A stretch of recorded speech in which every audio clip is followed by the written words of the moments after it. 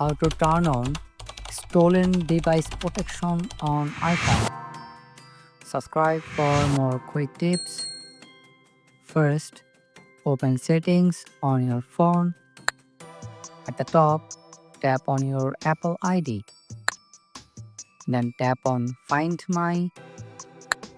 Now tap on Find My iPhone.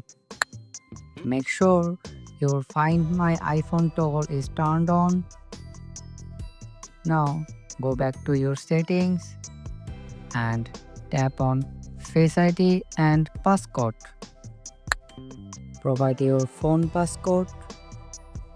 Now you need to set up your Face ID if you haven't set up yet. You can skip this part if you already set your Face ID on your phone. Now follow the process. When you are done, tap on Stolen Device Protection.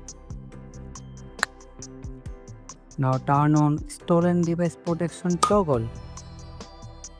And that's it.